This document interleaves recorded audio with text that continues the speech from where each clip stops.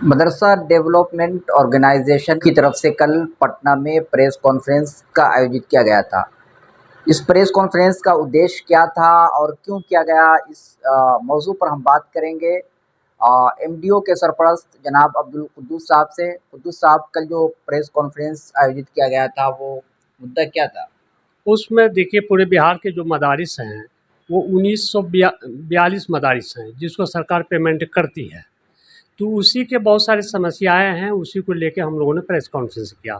उससे पहले कि 12 तारीख को हर ज़िला हेड क्वार्टर पर असातिज़ा ने मुजाहरा किया है और हर डीएम को, पूरे बिहार के डीएम को उन्होंने अपना डिमांड सौंपा है कि आप मुख्यमंत्री तक पहुंचाइए। तो उसी की जानकारी देने के लिए, और ये कि सरकार को एक अल्टीमेटम हमने लगभग 15-13 दिन पहले दे चुके हैं कि 15 दिन में हमारे मसाइल का हल निकला तो निकला, नहीं तो हम गर्दनी बाग में धरना देंगे। और इसी का ऐलान कल करना था कि हमारा मसला अब तक हल नहीं हो पाया है सरकार में, इसलिए क्या क्या मसला है जिसको लेकर आप लोग प्रेस कॉन्फ्रेंस कर रहे हैं? अगर बात नहीं मानी गई तो फिर धरना देने की बात कर रहे हैं? हाँ बिल्कुल, हमारा मसला देखिए, मदारिस जो चल रहे हैं, सरकार का एक एक्ट 1981 कहलाता है जो गज़ट है बिहार गवर्नमेंट का, उसी के तहत मदारिस चल रहे हैं और मदरसा बोर्ड भी उसी के तहत चल रहा है। तो इसमें आकर के 2022 में एक अमेंडमेंट करता है जो एक्ट 1981 के बिल्कुल ख़िलाफ़ है, जबकि उन्हीं के मुताबिक इनको रूल बनाना चाहिए था। इन्होंने जैसे बहाली का मसला है, ये मैनेजिंग कमेटी के फुल्ली अख्तियार है, लेकिन मैनेजिंग कमेटी से हटा के इन्होंने, गवर्नमेंट ने, महकमा तालीम ने एक पोर्टल बनाया है जो डीओ के ज़रिया उनका रिक्ति आएगा यहाँ डिपार्टमेंट तक, और डिपार्टमेंट उसका स्क्रूटनी करेगा। स्क्रूटनी में जो कुछ भी उसको समझ में आएगा उसके बाद उस कैंडिडेट को भेज देगा मदरसा बोर्ड को।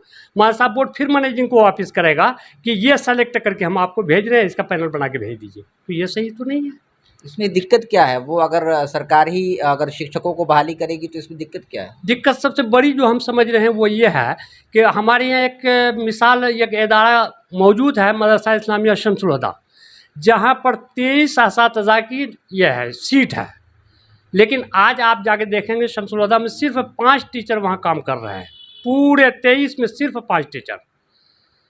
जहाँ 9 प्यून है वहाँ 3 प्यून बच गया है, जहाँ 4 कलर का है वहाँ 1 कलर का बच गया है। तो यहाँ बहाली तो हो ही नहीं रही है जो सरकार करती है।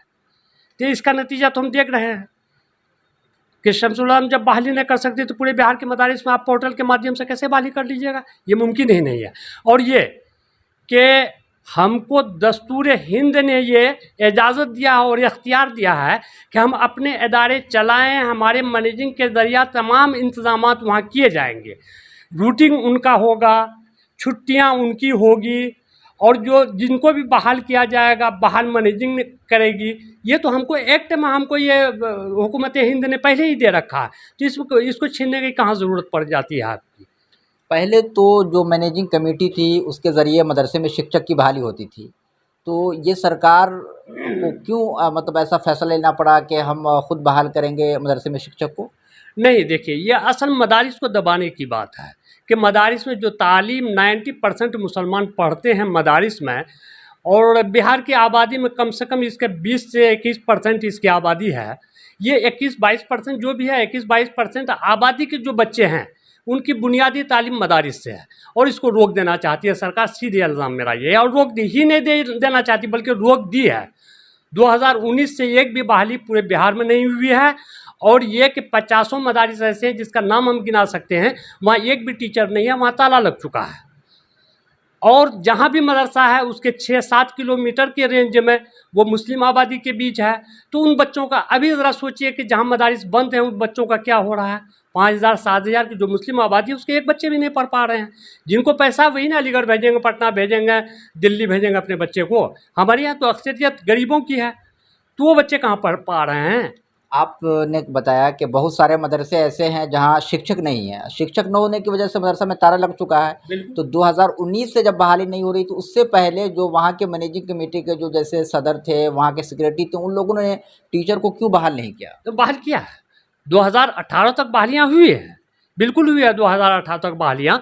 उसके बाद बहाली रुकने के कारण ये हो गए कि अब्दुल कय्यूम अंसारी एक चेयरमैन आए थे, 2019 के शुरू ही मार्च वगैरह में आए थे।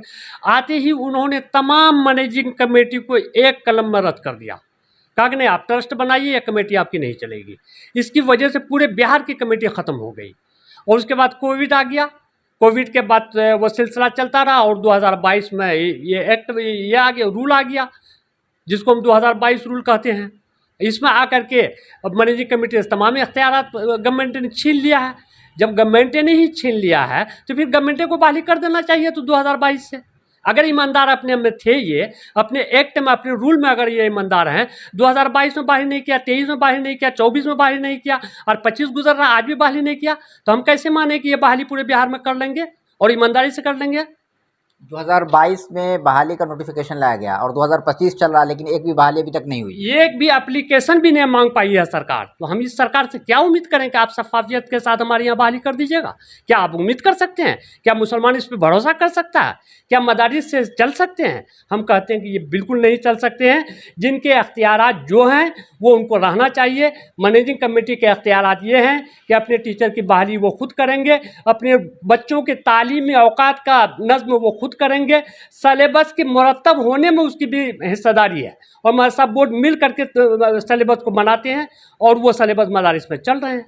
तो ये अख्तियारात उनके पास तो ऑलरेडी है ही, तो आप क्यों उनके अख्तियारात को छीनना चाहते हैं? आप ये तो बताइए कि क्यों छीनना चाहते हैं आप किस एक्ट के रूप से उनको छीनना चाहते हैं? जबकि एक्ट 1981 हुकूमत बिहार जो विधानसभा से पारित है, गजट में है, तो उसमें तो आप दिए हुए हैं कि कैसे हमको मैनेजिंग बनाना है, मैनेजिंग के पावर क्या होंगे, बिहार स्टेट मदरसा एजुकेशन बोर्ड के पावर से क्या होंगे, सर्विस कंडीशन क्या होंगे, ये सारी चीज़ तो दिया हुआ है। उस पर तो मदारिस चल रहे थे। आज क्या ज़रूरत पड़ गई? सरकार को खुद इसको क्लियर करना चाहिए। आज क्या ज़रूरत आपको पड़ गई सिवाय ये कि मुसलमान? सरकार कुछ ना कुछ तो बताई होगी कि ये नोटिफिकेशन बहाली के लिए क्यों लाया जा रहा है।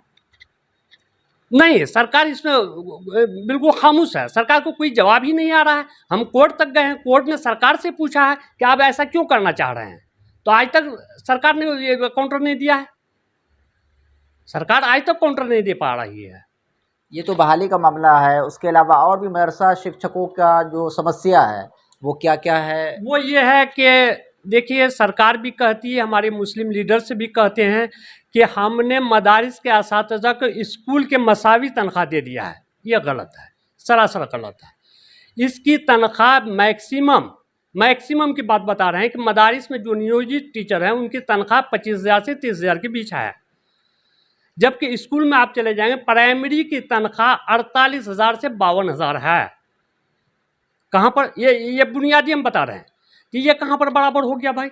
और उसको इंक्रीजमेंट मिल रहा है, उनको मेडिकल मिल रहा है, उनको हाउस रेंट मिल रहा है, मदरसा टीचर, जबकि सब कुछ आप कहते हैं हम सुविधा दे रहे हैं, तो फिर इंक्रीजमेंट क्यों नहीं दे रहे हैं? जो सालाना वृद्धि 3% का आप सबको देते हैं, तो इनको देने में क्या दिक्कत है आपको? ये बीमार नहीं पड़ते हैं क्या? हाँ, मदरसा टीचर के बीमार नहीं पड़ते हैं? मेडिकल नहीं चाहिए उनको? रहने के लिए घर नहीं चाहिए उनको? खुले आसमान में रहें वो? यही आपका इंसाफ है, यही तो हम मांग रहे हैं।